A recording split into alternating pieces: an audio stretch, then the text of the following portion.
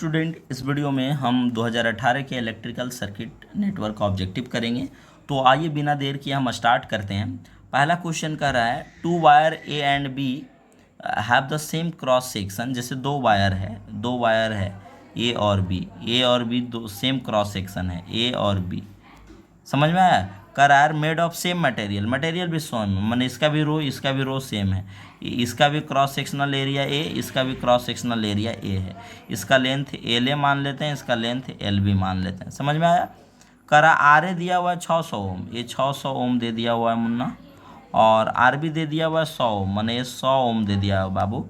करा ना कि the length of A is कितना टाइम्स ग्रेटर देन। अरे भाई तो R A by R B कर दो ना, R A by R B कर दो तो कितना हो जाएगा, रो इंटू एल ए बटा ए, रो इंटू एल बी बटा ए। जो क्रॉस सेक्शनल एरिया तो सेम ही है, सेम मटेरियल का है, तो आर ए बटा आर बी बराबर एल ए बटा एल बी। कितना हो जाएगा बताओ तो? आर ए कितना है 600 दिया हुआ है, और ए कितना दिया हुआ है 100 दिया हुआ है, तो एल ए बटा एल बी कट जाएगा, माने एल ए बराबर 6 टाइम्स एल बी। कौन हो जाएगा 6 टाइम्स। सही आंसर, इसको हटा दो।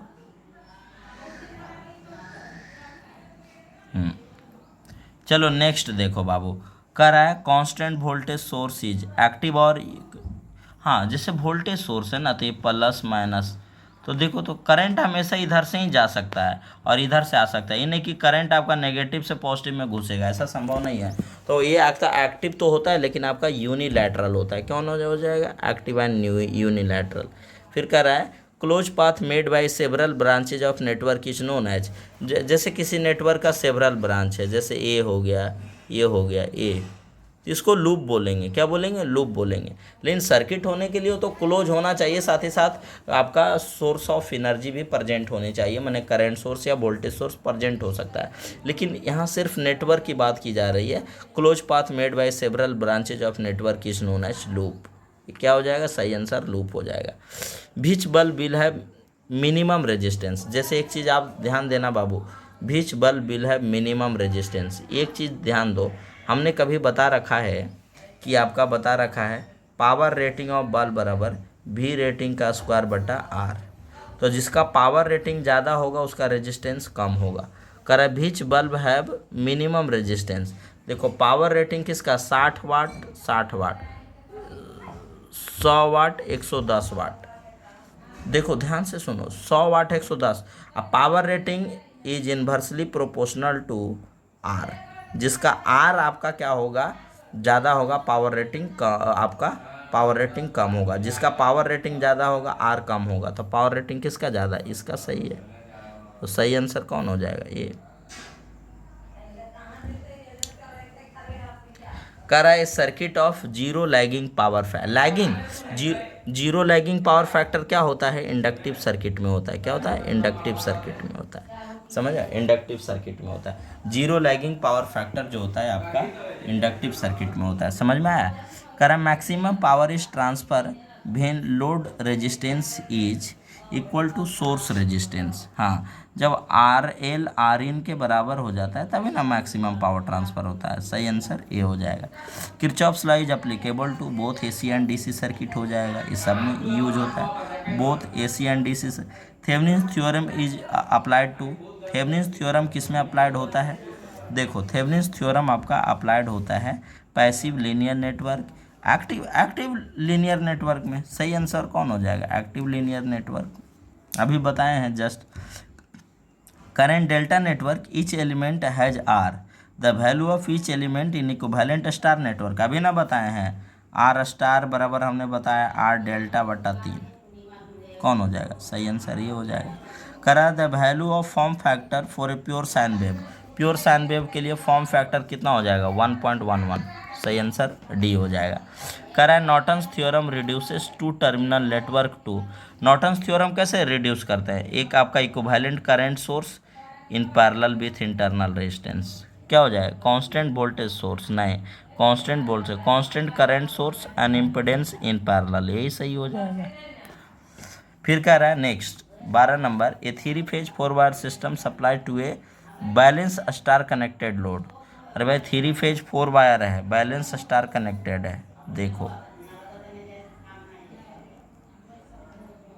तो न्यूट्रल करंट क्या हो जाएगा, जीरो हो जाएगा। न्यूट्रल में कोई करंट ही नहीं फ्लो होगा। बैलेंस है तो बैलेंस है तो इसका मतलब क्या हो जाएगा, बैलेंस है इसका मतलब है कि आपका I R plus I Y plus I B का फेजर सम क्या हो जाएगा, जीरो। बैलेंस में मैं प्रूफ कर रखा हूँ, बैलेंस रहना तो तीनों फेजेज का करंट आपका जीरो होता है, तो न्यूट्रल में कोई करंट फ्लो नहीं होगा। लेकिन तीनों का जब फेजर सम जीरो नहीं होगा तब न्यूट्रल में आपका करंट फ्लो होगा।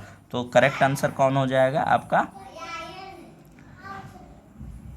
हाँ यही हो जाएगा, डी हो जाएगा। चलो नेक्स्ट, इसको मिटा देता हूँ, गिजबिज नहीं लगे।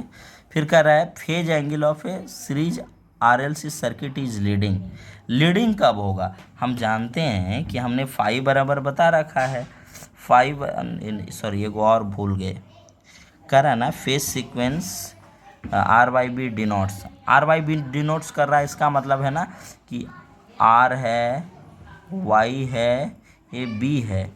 इसका मतलब है ना अगर आर है तो इसका मतलब वाई से 120 डिग्री आगे है, बी से 240 डिग्री आगे है। तो देखो तो कर रहा है EMF of R phase lags of नहीं, the EMF R phase lags नहीं, the EMF of R phase leads that of Y phase by 120 degree. स्वाभाविक है, फेजर का रोटेशन एंटी क्लॉकवाइज लेते हैं तो phase sequence R Y B है, माने आर रेफरेंस है, तो स्वाभाविक है आर जो है वाई से 120 डिग्री आगे है। तो करेक्ट आंसर आपका क्या हो जाएगा, आपका सी हो जाएगा। EMF of R phase leads that of Y by 120 degree. Clear करा। Phase angle of RLC series circuit is leading. RLC series circuit में लीडिंग तब होता है जब एक्सएल ग्रेटर देन एक्सी होता है, तो मैं पढ़ा रखा हूँ एक्सएल ग्रेटर देन एक्सी होता है।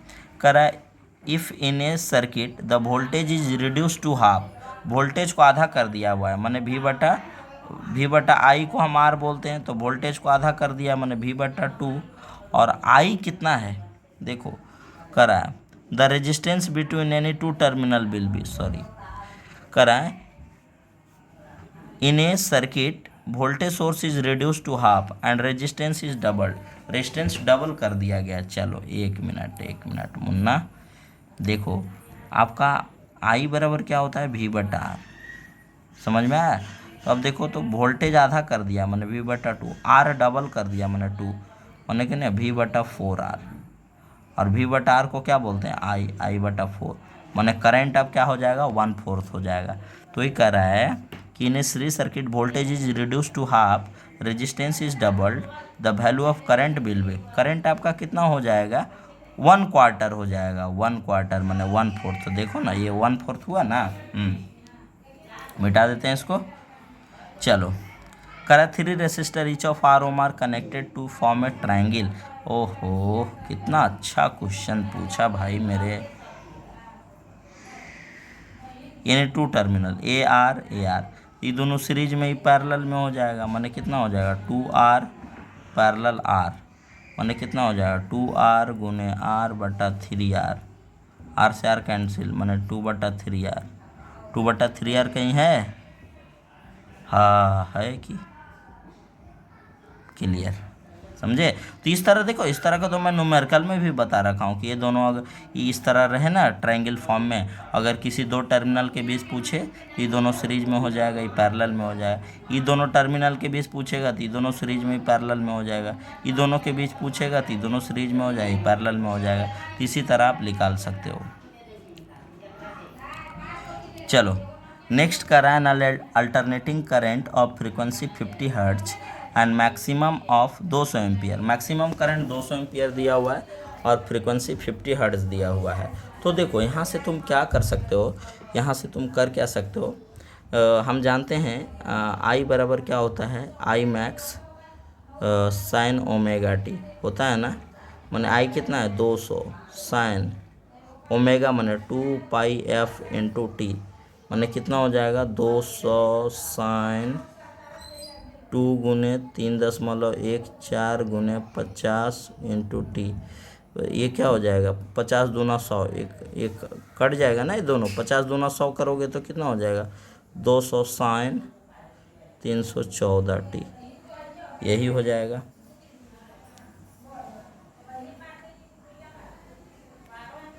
ये हो जाएगा सही। करें which of the following quantities are the same in all parts of series circuit. स्वाभाविक है आपका करंट होगा सीरीज सर्किट में सेम ही होता है सब में।